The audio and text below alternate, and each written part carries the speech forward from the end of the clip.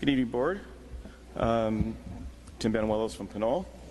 I was looking at the maps, and I went to your first meeting that was in San Pablo, and it was very enlightening, very interesting. Mr. Phillips forced me to talk. I hadn't planned on doing that, and then we saw the first maps. I'm not just me in Pinole, it's also me in Pinole and Hercules, because we're all kind of watching it together.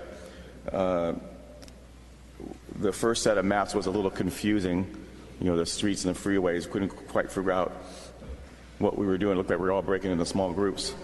But the last few maps, which I guess you're calling the cities maps and the June 4th maps, seemed to be more in line with what we were hoping that we would see. I can't really tell the whole lot of difference between the three. They all look very similar, so I imagine there's little nooks and crannies in there places. I was amazed at how the numbers all lined up. Everybody is around where you wanted to hit in terms of each of you, what you call your wards, I guess. So that was to me, that was quite a feat that you're able to do that. There's a little bit of deltas in there, and you mentioned that would be the case, and how couldn't there be? So I know I've talked to Chris Kelly, Mayor of Hercules, we're very encouraged by these last 2 or 3 maps that we've seen, and we believe that we've been heard, obviously, and it looks like not just we've been heard, but it's kind of filtering its way through the entire district in terms of how it's getting mapped out.